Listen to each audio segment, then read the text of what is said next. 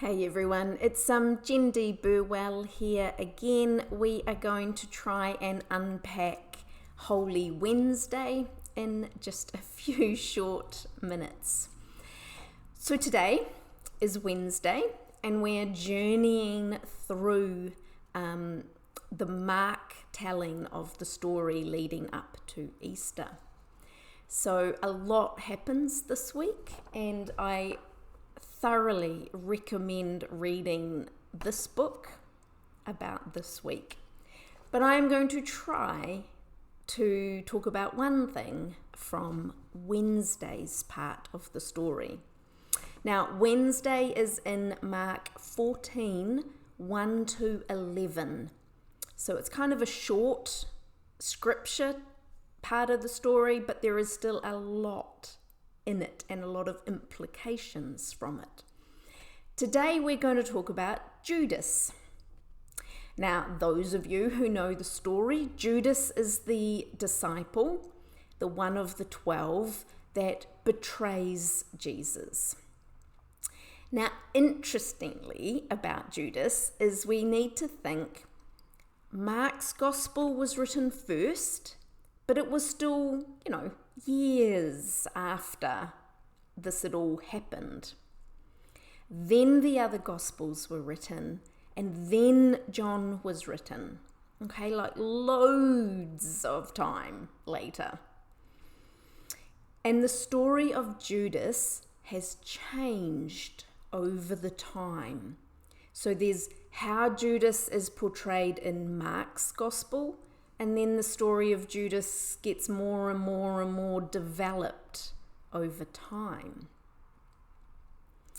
In Mark, we do not know Judas's motives. That is added to later. Yes, he's offered money, but Mark does not say he was in it for the money, nor does Mark say Judas is a thief, which developed later.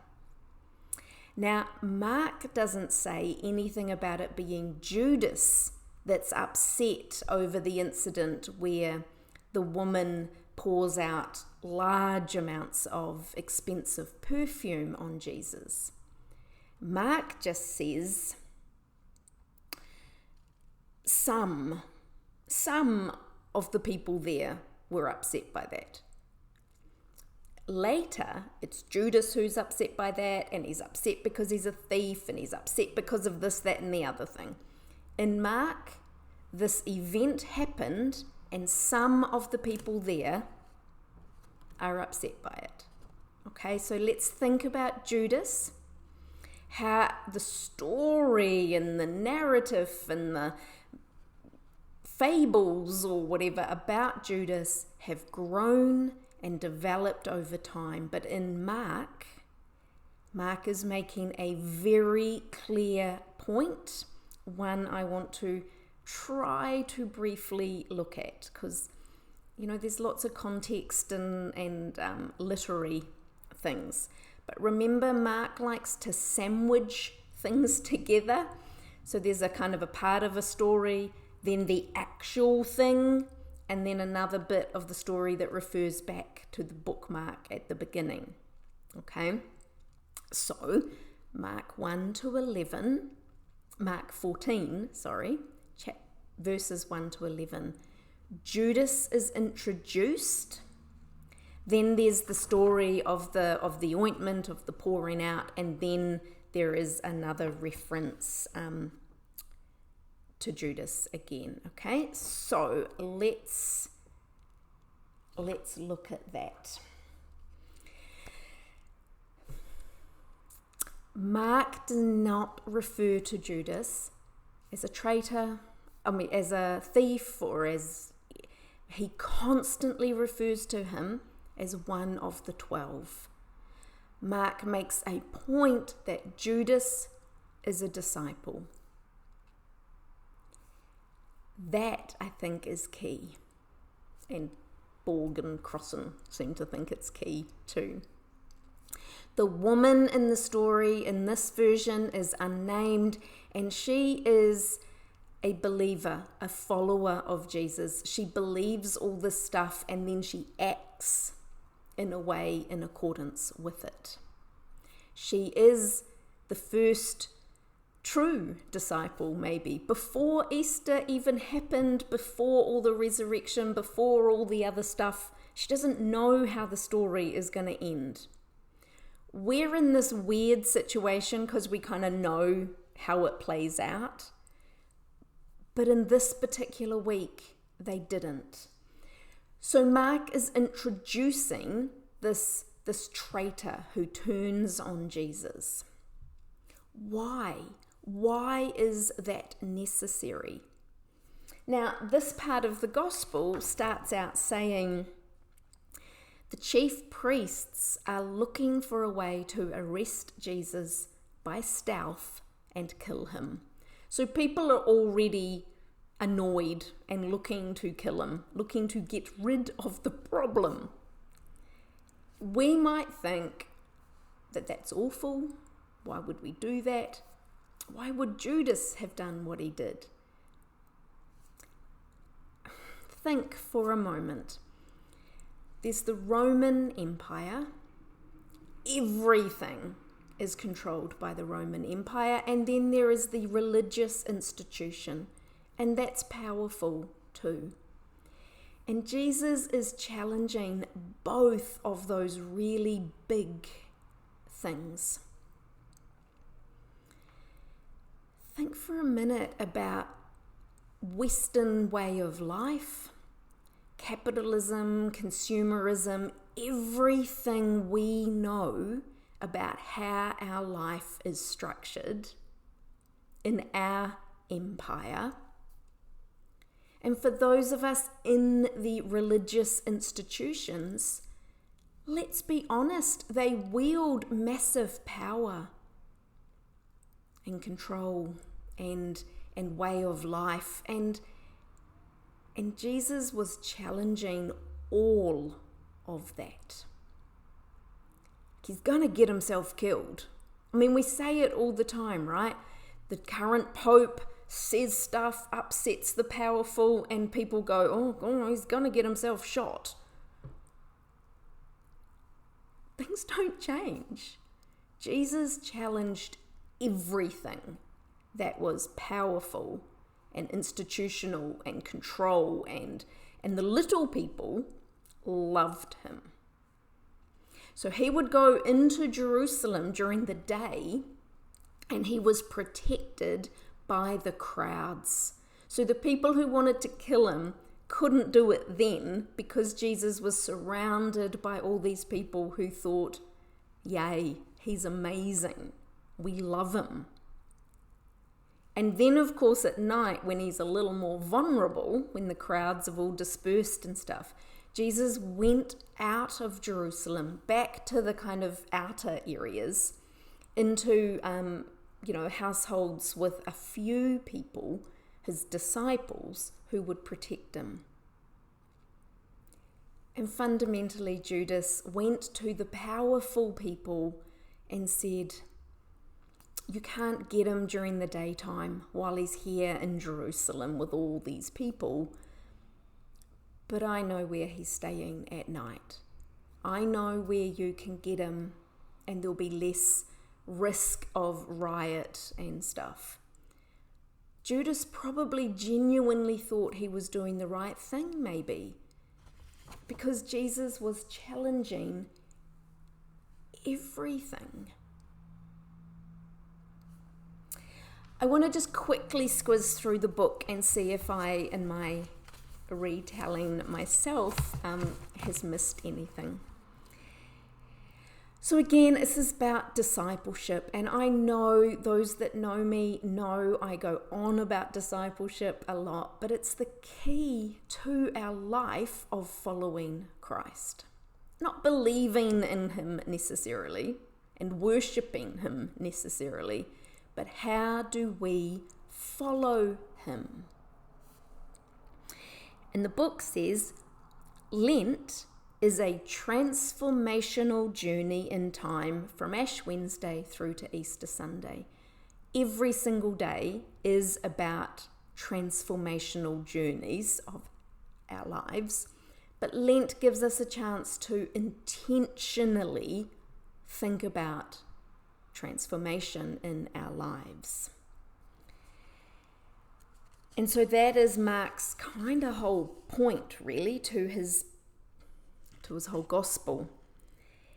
His theme is really about a story of failed discipleship.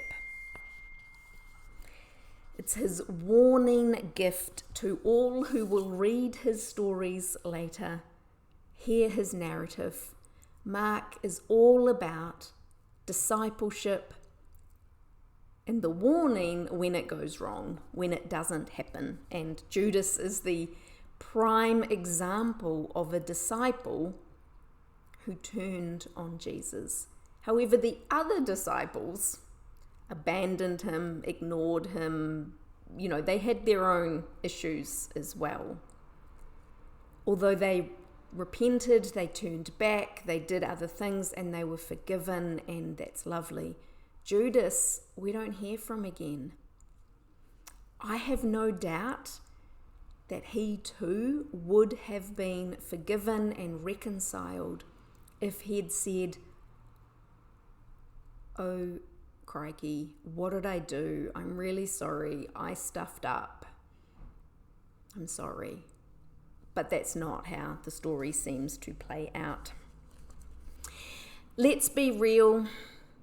Confronting political power, violent political power, and unjust religious collaboration with that, when there's unjust religious institution and political power that is all about the powerful and the rich, and it's violent at heart, and violence is not just physical violence.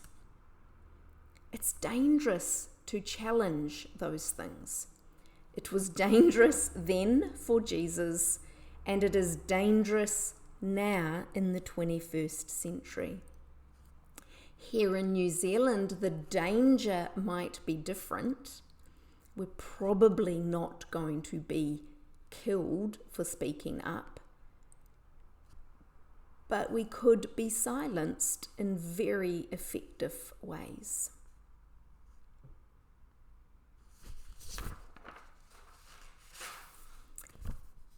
So today, as we think about Judas, let's also think about our discipleship, our learning from Jesus and following his footsteps, our apprenticing ourselves to him. The book goes on to say that Mark has this unnamed woman in this story as the first Christian because she believed even before Easter. Again, it states that Mark gives no indication as to why Judas did what he did.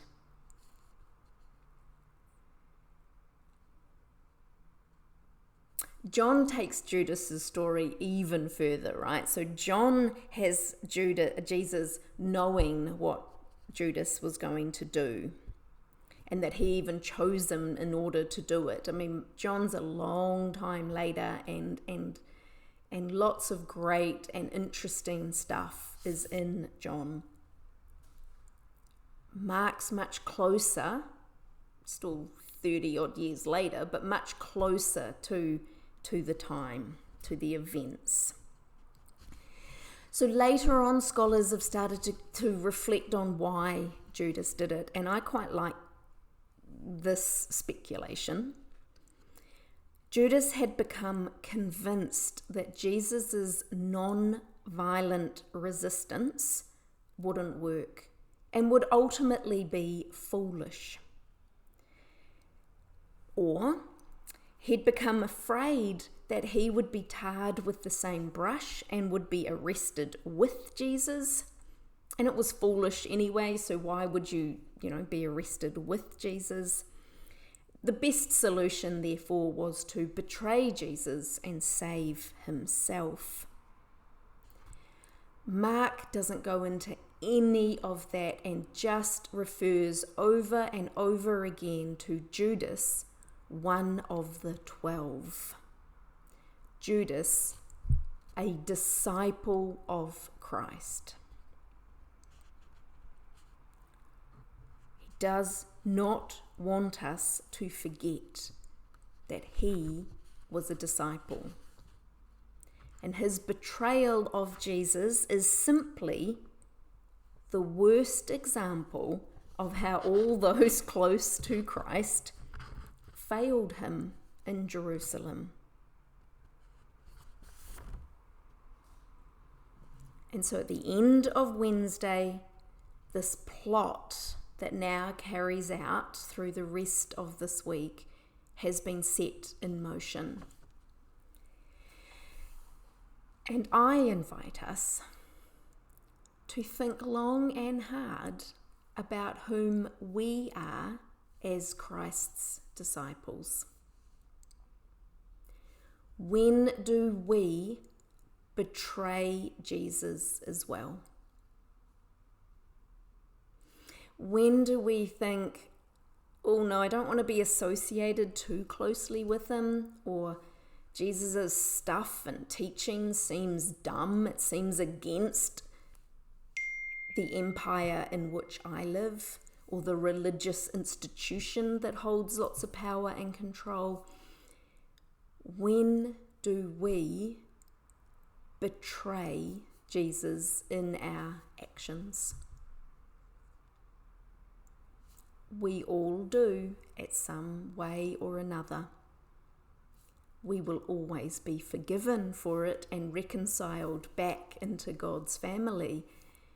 But let's just be really honest about it so that we can grow and develop and be more and more like Christ here on earth now.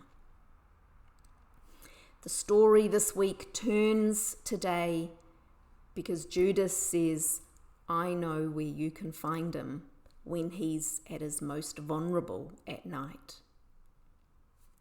I will betray him and tell you where to find him. So I invite you today, think about Judas. I feel a bit sorry for Judas. I can kind of see Judas in myself fairly easily sometimes. Until tomorrow, where the story continues. God bless, take care, and we'll see you all again soon.